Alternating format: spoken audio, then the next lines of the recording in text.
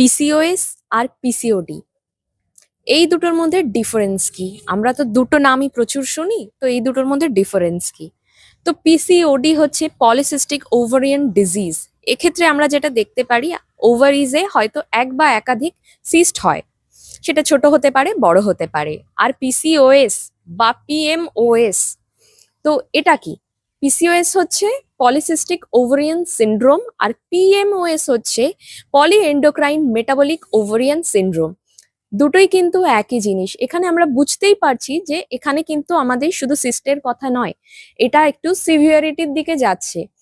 এক্ষেত্রে আমাদের বডির বিভিন্ন এন্ডোক্রাইন গ্ল্যান্ড কিন্তু যুক্ত থাকছে বা তার ঠিকঠাকভাবে কাজ হচ্ছে না। আমাদের এখানে ইরেগুলার পিরিয়ড হচ্ছে, আমাদের ফার্টিলিটিকে এফেক্ট করছে, আমাদের ওভিউলেশনের প্রবলেম হচ্ছে।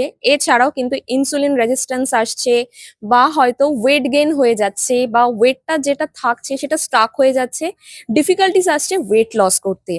প্রচন্ড পরিমাণে অ্যাকনে হচ্ছে বা হার্সুটিজম হচ্ছে, মানে আমাদের বডি হেয়ার বা আমাদের স্কিনের যে হেয়ার, ফেসের যে হেয়ার আছে সেটা এক্সেসিভ গ্রো হচ্ছে, এদিকে হেয়ার ফল হয়ে যাচ্ছে। তো আমরা বুঝতে পারছি আমাদের শুধুমাত্র এটা ওভারিজে সিস্ট হওয়া নয়, আমাদের প্রত্যেকটা গ্ল্যান্ড বা আমাদের প্রত্যেকটা হরমোনস এখানে জড়িত থাকছে, সেটার অ্যাবনর্মালিটিস আসছে বা সেটা একটা নর্মাল রেঞ্জে থাকছে না বলেই সমস্যা ক্রিয়েট করছে। তাই আমরা এটাকে বলছি পিএমওএস বা পিসিওএস। তো আমাদেরকে বুঝতে হবে, আর যাদের এই সমস্যাগুলো হচ্ছে, এই একাধিক সমস্যা হচ্ছে, আমি বলবো দেরি না করে অবশ্যই নিজের ডক্টর এবং ডায়েটিশিয়ানের হেল্প নাও, তাদের পরামর্শতে থাকো, আর নিজের পিসিওএস বা পিএমওএস কে তোমরা ম্যানেজ করতে পারবে তাহলে।